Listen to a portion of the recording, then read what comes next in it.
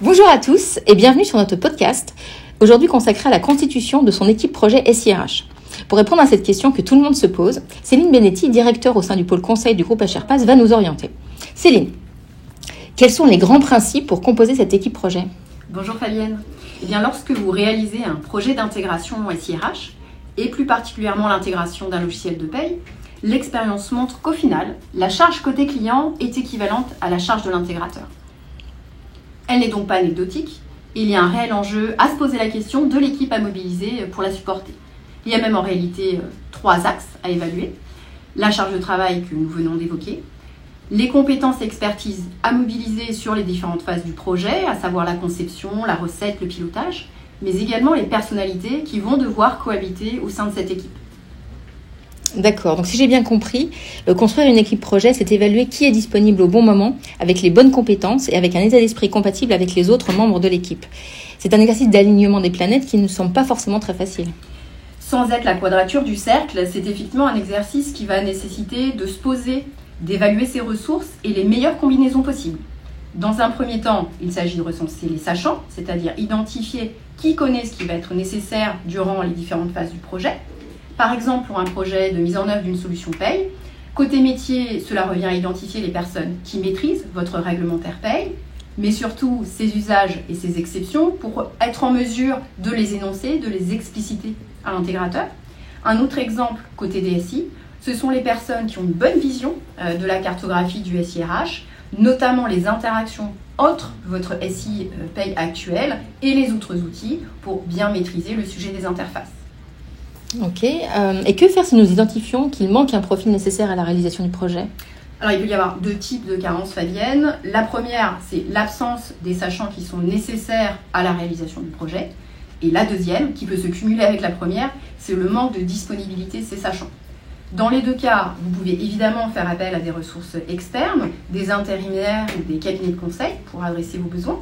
Par exemple, pour le prérequis du sachant, si vous n'avez pas la connaissance en interne, vous pouvez faire intervenir des experts qui vont s'approprier votre réglementaire pour être en mesure de l'expliciter à votre intégrateur, définir la stratégie de recette, la conception technique, la conception fonctionnelle. Dans le cas de manque de disponibilité, un autre levier, c'est le fait de faire intervenir des intérimaires pour sécuriser la production de paye pendant que vos sachants se mobilisent sur le projet. Toutefois, dans les 2 cas, cela va impacter votre budget projet. Oui, ce qui est un peu le nerf de la guerre. Et lors d'un précédent podcast que nous avions fait ensemble, nous avions évoqué le fait de faire un schéma directeur en amont. Est-ce que ça paraît nécessaire pour anticiper ces besoins et permettre de maîtriser un peu mieux le budget ? Clairement, si vous scénarisez votre projet bien avant de vous lancer, vous aurez à coup sûr une meilleure appréciation des coûts, mais également l'opportunité d'identifier davantage d'options sur votre trajectoire, dont des options qui potentiellement seront moins coûteuses qu'un accompagnement extérieur.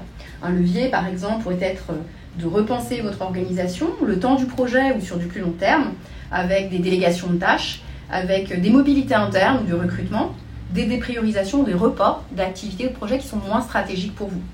Évidemment, ces changements sont quand même fondamentaux, ils vont demander des analyses d'impact, des arbitrages en interne, bien sûr, chez vous, et donc de l'anticipation.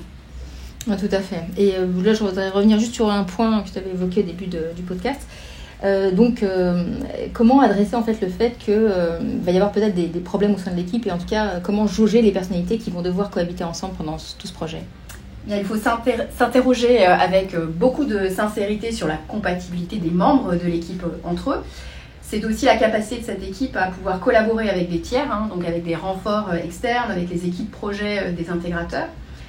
Il doit y avoir, donc, dès la constitution de l'équipe, un équilibre entre la mobilisation des compétences et un lien de confiance au sein des membres. Il faut aussi viser la fiabilité plus que la perfection dans la constitution de cette équipe.